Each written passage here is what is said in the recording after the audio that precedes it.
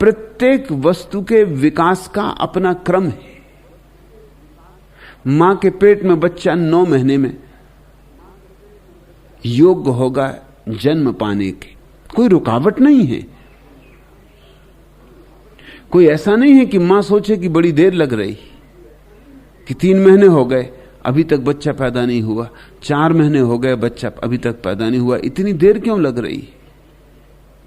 9 महीने लगेंगे। बड़ी प्यारी कहानी है लाओ त्सु के संबंध में कि वो अपने मां के पेट में 82 वर्ष रहा।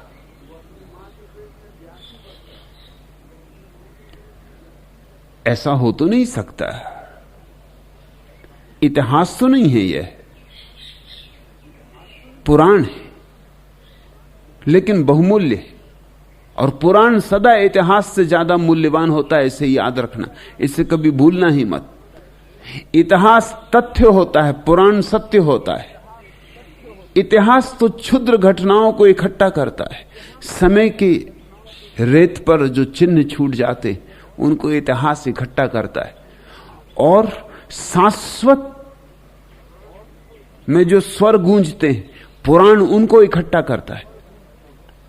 लाओ त्सु जैसा बेटा पैदा हो, इतना परिपक्व, तो 82 साल भी कम है मां के पेट में रहना। यह अर्थ है कथा का। 9 महीने में तो साधारण बच्चे पकते, 9 महीने में तो कोई भी पकता है। लाओ त्सु जैसा बच्चा पैदा हो तो 82 वर्ष भी कम है। जरूर लाओ त्सु 82 वर्ष मां के गर्भ में रहा होगा, तब इतना परिपक्व पैदा हुआ।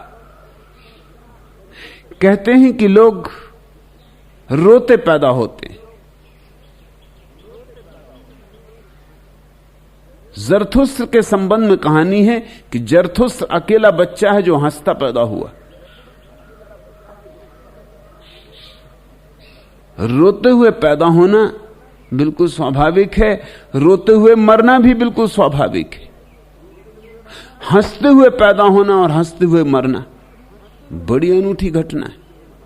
अब जरथुस जैसे बच्चे को जो हंसता हुआ पैदा हुआ, इतना बोध लेके पैदा हुआ कि जिंदगी उसे हंसने योग्य मालूम पड़ी।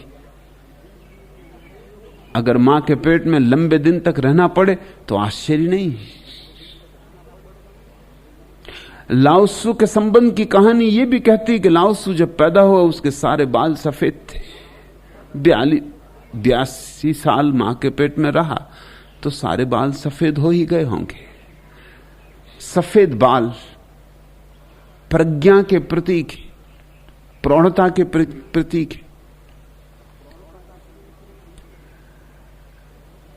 इतनी प्रज्ञा, इतनी गहन अनुभूति, इतना बोध कि जैसे हिमालय के शिखर बर्फ से ढके हो, ऐसे शुभ्र बालों से ढका हुआ लाओ त्सु पैदा हुआ।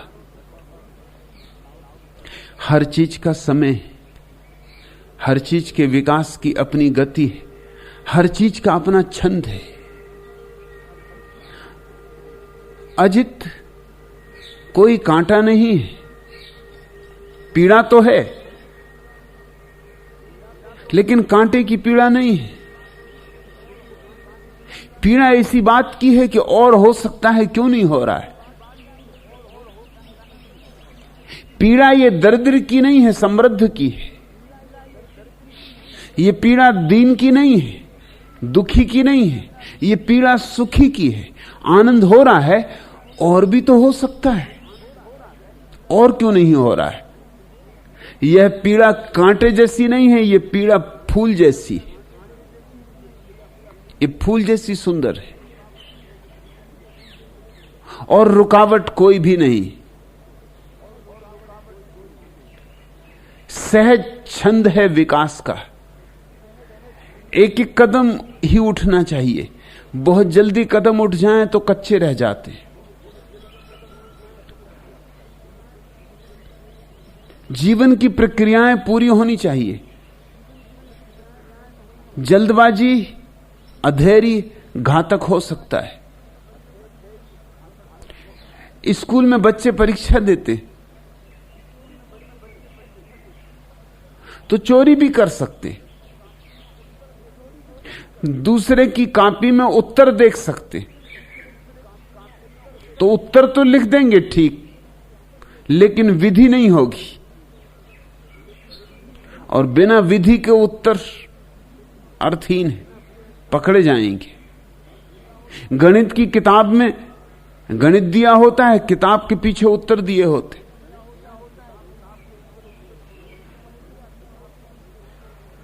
गणित पढ़ लिया, किताब के पीछे उत्तर देख लिया, इससे तुम गणितज्ञ न हो जाओगे। विधि का क्या होगा? विधि समय लेती, निष्कर्ष तक पहुंचना है तो प्रक्रिया से गुजरना होगा, कोई रुकावट नहीं। लेकिन गंगा चलेगी गंगोत्री से, कोई रुकावट ना हो तो भी तो गंगा सागर तक पहुंचने में समय लगेगा ना।